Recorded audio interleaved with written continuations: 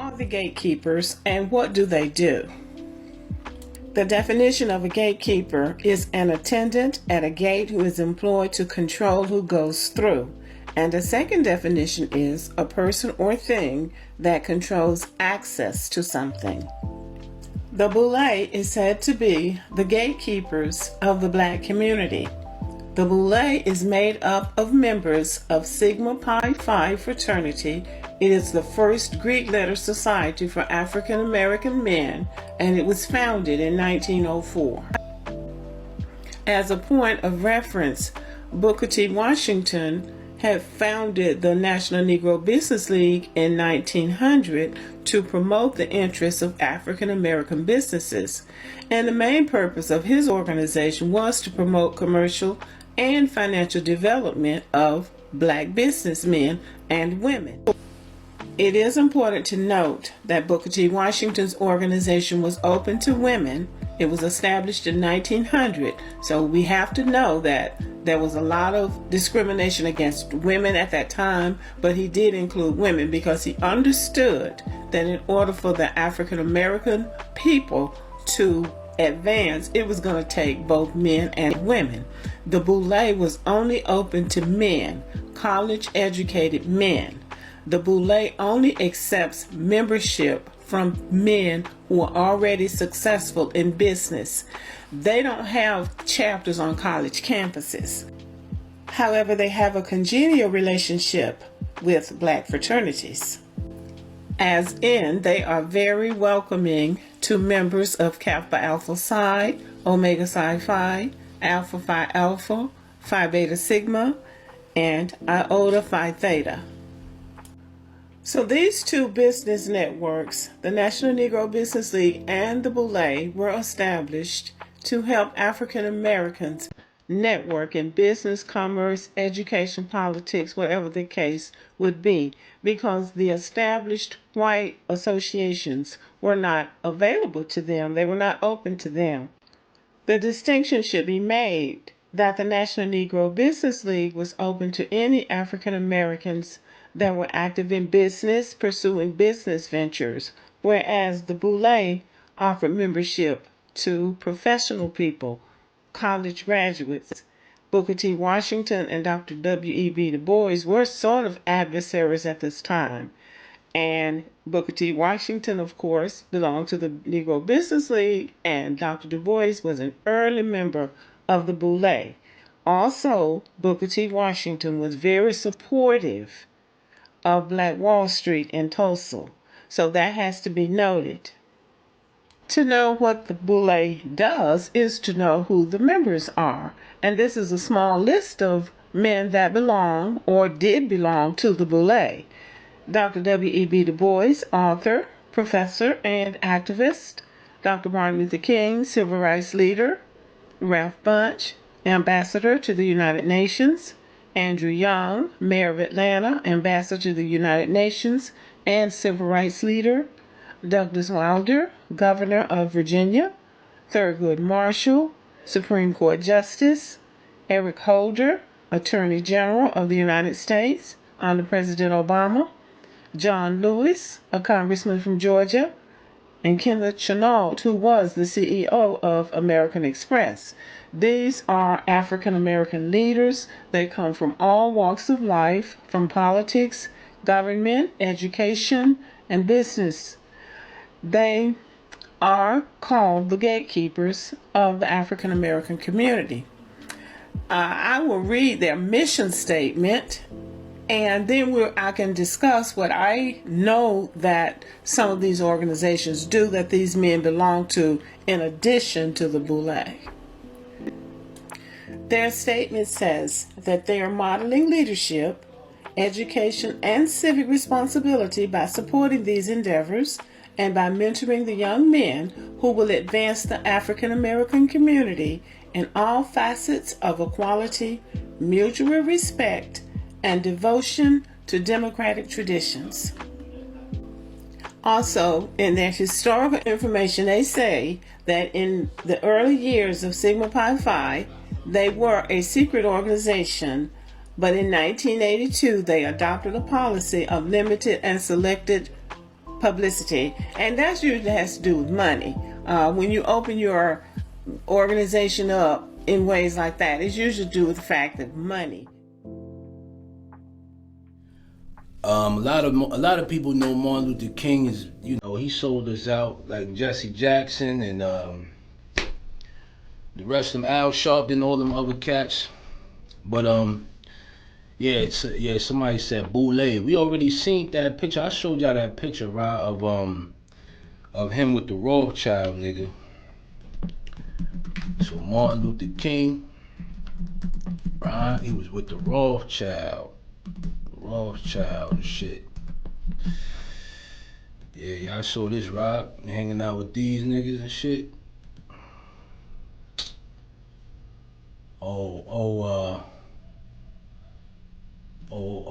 Sell a nigga out type of dude right there, you know what I'm saying? So I figured I'd talk about this, you know what I'm saying? And I'm gonna play the video. Let's get to it though. I should read that comment. I can't see the thing though. The chat is not there.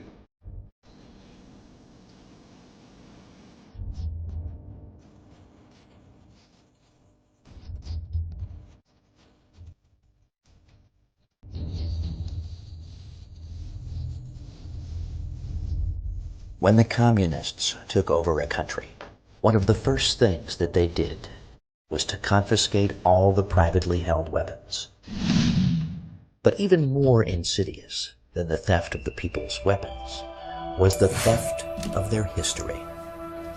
Official communist historians rewrote history to fit the current party line. In many countries, revered national heroes were excised from the history books, or their real deeds were distorted to fit communist ideology, and communist killers and criminals were converted into official saints. Holidays were declared in honor of the beasts who murdered countless nations. Did you know that much the same process has occurred right here in America? Every January, the media go into a kind of almost spastic frenzy of adulation for the so-called Reverend Dr. Martin Luther King Jr. King has even had a national holiday declared in his honor, an honor accorded to no other American. Let's take a look at this modern-day plastic god. Born in 1929, King was the son of a black preacher known at the time only as Daddy King. Daddy King named his son Michael. In 1935, Daddy King had an inspiration to name himself after the Protestant reformer Martin Luther. Wow. He declared to his congregation that henceforth they were to refer to him as Martin Luther King, and to his son as Martin Luther King Jr. None of this name-changing was ever legalized in court. Daddy King's son's real name is to this day Michael King.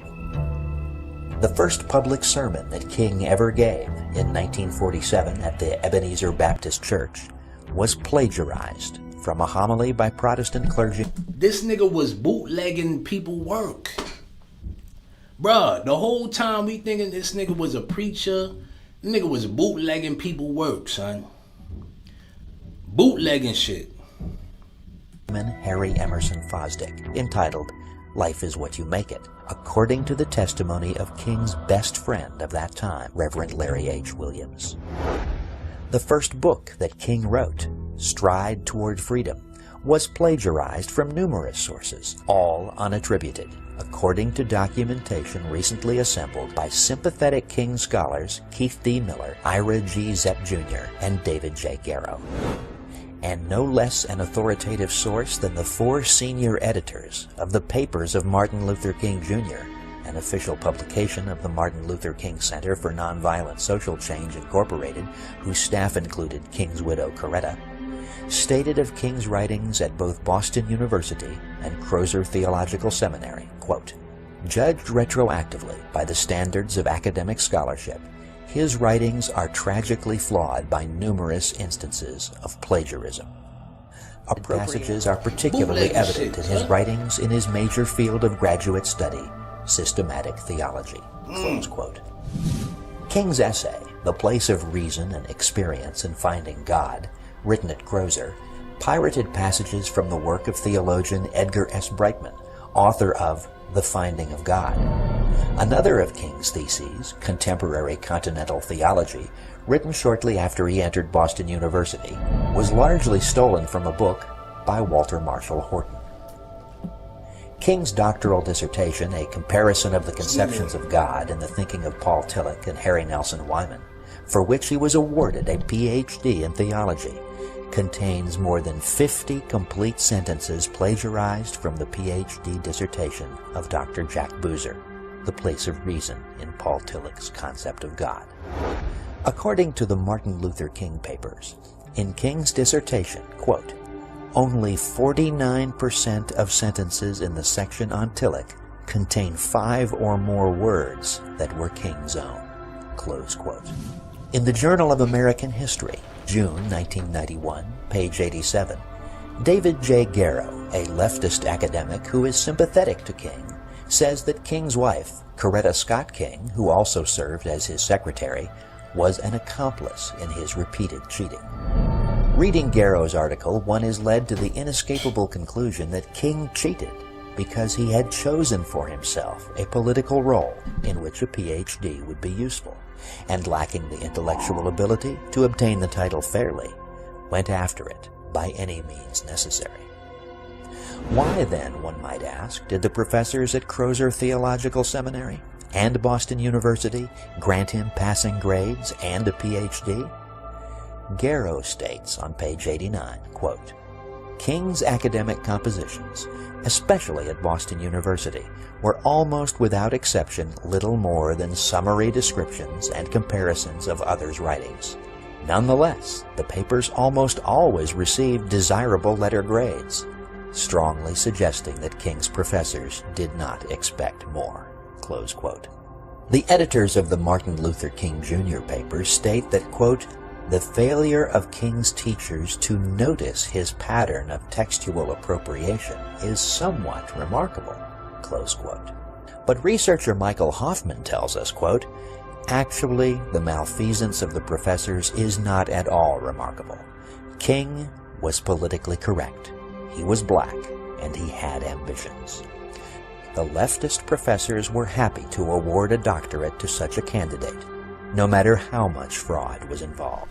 Nor is it any wonder that it has taken 40 years for the truth about King's record of nearly constant intellectual piracy. Holiday for a cheetah. Close quote. Supposed scholars, who in reality shared King's vision of a racially mixed and Marxist America, purposely covered up his cheating for decades. The cover-up still continues. From the New York Times of October 11, 1991, page 15, we learn that on October 10th of that year, a committee of researchers at Boston University admitted that, quote, there is no question but that Dr. King plagiarized in the dissertation.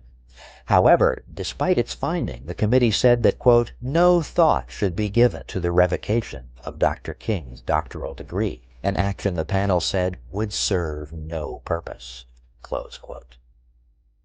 No purpose indeed. Justice demands that in light of his willful fraud as a student, the titles Reverend and Doctor should be removed from King's name. Well, friends, he is not a legitimate reverend, he is not a bona fide Ph.D., and his name isn't really Martin Luther King Jr. Damn, nigga. What's Damn, left? who are you? Just a sexual degenerate, an America-hating communist, and a criminal betrayer of even the interests of his own people. Oh, here it go. On Labor Day 1957, Here it go. a special meeting was attended by Martin Luther King and 4 others at a strange institution called the Highlander Folk School in Monteagle, Tennessee. The Highlander Folk School was a communist front, having been founded by Miles Horton, Communist Party organizer for Tennessee, and Don West, organizer for North Carolina. The leaders of this meeting with King were the aforementioned Horton and West, along with Abner Berry and James Dombrowski, all open and acknowledged members. I have a dream that we all come together as one people. This nigga been hanging out with these folks. Bruh. The agenda of the meeting was a plan to tour the southern states to initiate demonstrations and riots. Propaganda. From 1955 to 1960, Martin Luther King's associate, advisor, and personal secretary was one Bayard Rustin.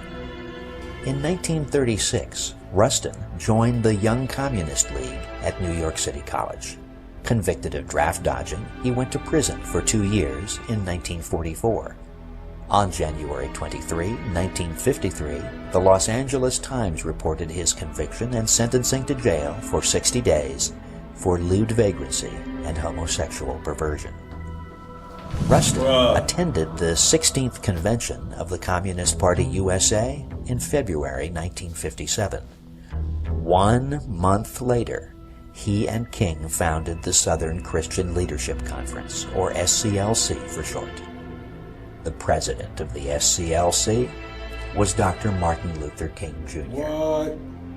The vice president of the SCLC was the Reverend Fred Shuttlesworth, who was also the president of an identified communist front known as the Southern Conference Educational Fund, an organization whose field director, a Mr. Carl Brayton, was simultaneously a national sponsor Fair Play for Cuba Committee, of which you may have heard. Lee Harvey The program Oswald. director of the SCLC was the Reverend Andrew Young.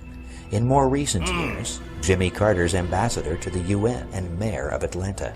Young, by the way, was trained at the Highlander Folk School, previously mentioned. Soon after returning from a trip to Moscow in 1958, Rustin organized the first of King's famous marches on Washington. The official organ of the Communist Party, the Worker, openly declared the march to be a communist project. Although he left King's employ as secretary in 1961, Rustin was called upon by King to be second in command of the much larger March on Washington, which took place on August 28, 1964. Bayard Rustin's This is the Talmud and shit. He hanging with the Zionists. This the Talmud scripts. These niggas been sold us out, son. They've been sold us out. Reverend. 1964. Bayard Rustin's replacement in 1961 as secretary and advisor to King was Jack Odell, also known as Hunter Pitts Odell. According to official records, in 1962, Jack Odell was a member of the National Committee of the Communist Party USA. He had been listed as a Communist Party member as early as 1956. Odell was also given the job of acting executive director for SCLC activities for the entire Southeast, according to the St. Louis Globe-Democrat of October 26, 1962. At that time, there were still some patriots in the press corps, and word of Odell's party membership became known. What did King do? Shortly after the negative news reports, King fired Odell with much fanfare. And he then, without the fanfare, immediately hired him again as director of the New York office of the SCLC, as confirmed by the Richmond News Leader of September 27, 1963. Also in 1963, a black man from Monroe, North Carolina, named Robert Williams, made a trip to Beijing, China. Exactly 20 days before King's 1964 March on Washington, Williams successfully urged Mao Zedong to speak out on behalf of King's movement. Mr. Williams was also around this time maintaining his primary residence in Cuba, from which he made regular broadcasts to the southern United States 3 times a week from high-power AM transmitters in Havana, under the title Radio Free Dixie. In these broadcasts, he urged violent attacks by blacks against white Americans. During this period, Williams wrote a book entitled Negroes with Guns. Now it makes sense. So when we seen all of that Black Panther shit come into play, the Rainbow Society and all that, what was the nigga's name? The Rainbow Coalition. These niggas was all a part of this shit, son. This what I be talking about. It start from somewhere. If we looking at the structure of Bloods and Crips and gangs and shit, right? That all start from somewhere. It gotta start from somewhere, and it's gotta be one individual.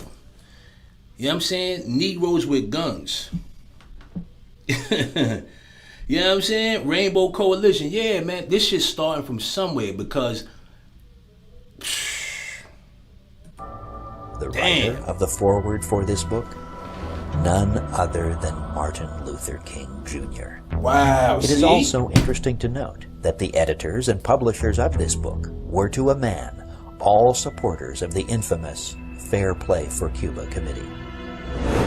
According to King's biographer and sympathizer, David J. Garrow, quote, King privately described himself as a Marxist, close quote. In his 1981 book, The FBI and Martin Luther King Jr., Garrow quotes King as saying in SCLC staff meetings, quote, "We have moved into a new era, which must be an era of revolution. Yep. The whole structure of American life must be changed." Look, that's that New World Order shit. We are engaged in the class struggle. We are engaged in the class struggle, close quote. The FBI. Jewish communist Stanley Levison can best be described as King's behind-the-scenes handler. Wow. Levison, who had for years been in charge of the secret funneling of Soviet funds to the Communist Party USA, was King's mentor and was actually the brains behind many of King's more successful ploys. It was Levison who edited King's book, Stride Toward Freedom. It was Levison who arranged for a publisher. Levison even prepared King's income tax returns. It was Levison who really controlled the fundraising and agitation activities of the SCLC. Levison wrote many of King's speeches.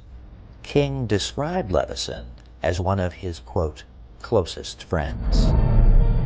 The Federal Bureau of Investigation had for many years been aware of Stanley Levison's communist activities. It was Levison's close association with King that brought about the initial FBI interest in King. Lest you be tempted to believe the controlled media's lie about racists in the FBI being out to get King, you should be aware that the man most responsible for the FBI's probe of King was Assistant Director William C. Sullivan.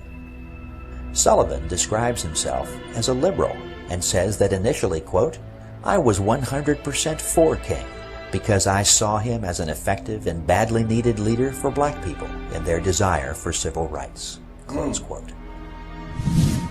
The probe of King not only confirmed their suspicions about King's communist beliefs and associations, but it also revealed King to be a despicable hypocrite, an immoral degenerate, and a worthless charlatan.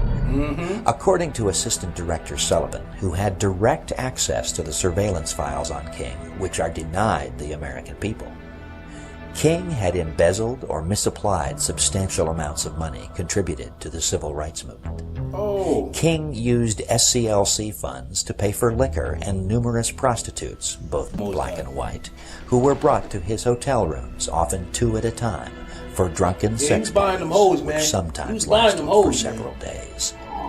These types of activities were the norm for King's speaking and organizing tours.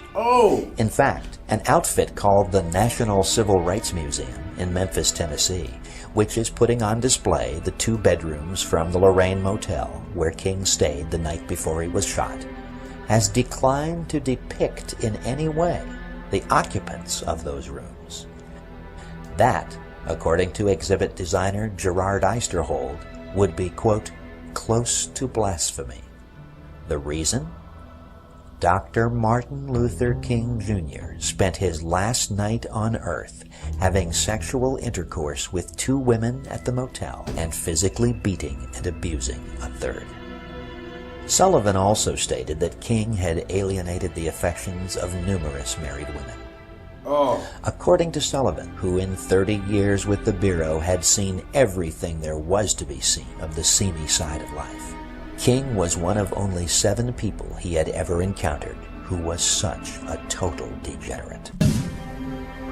Noting the violence that almost invariably attended King's supposedly non-violent marches, Sullivan's probe revealed a very different King from the carefully crafted public image. King welcomed members of many different black groups as members of his SCLC, many of them advocates and practitioners of violence. King's only admonition on the subject was that they should embrace, quote, tactical nonviolence, close quote.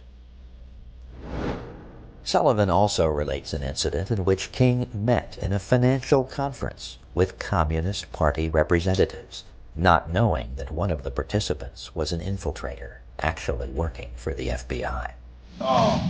J. Edgar Hoover personally saw to it that documented information on King's communist connections was provided to the President and to Congress, and conclusive information from FBI files was also provided to major newspapers and newswire services.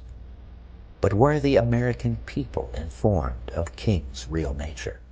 No. No, for even in the 1960s, the fix was in. The controlled media and the bought politicians. This nigga was hanging with the Zionists, man. He was hanging with the fucking Zionists, man. Was in.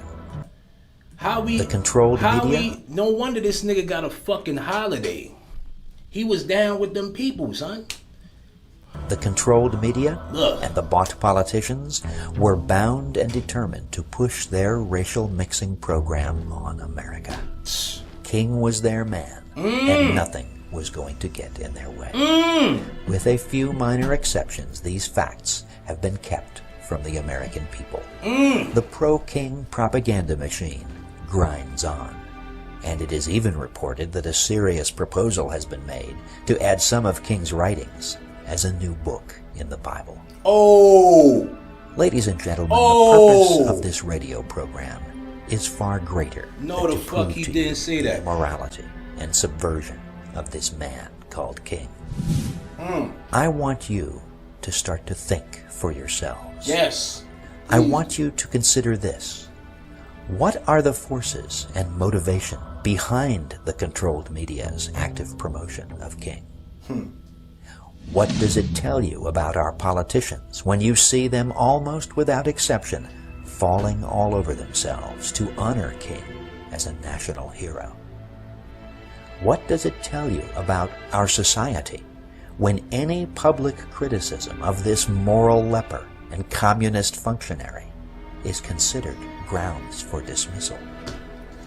What does it tell you about the controlled media when you see how they have successfully suppressed the truth and held out a picture of King that can only be described as a colossal lie? You need to think, my fellow Americans. You desperately need to wake up. Damn. It makes sense now why they gave that nigga a holiday, though. It all makes sense now, man. You know what I'm saying? And a lot of places, or you know, so crazy, a lot of like Jewish companies, they don't really honor his day. You know what I'm saying? Somebody said it's blasphemous. Yeah, man. To put that nigga whole shit in the Bible, man. I believe there was some other shit going on behind the scenes, though, man. I'm gonna be honest with you.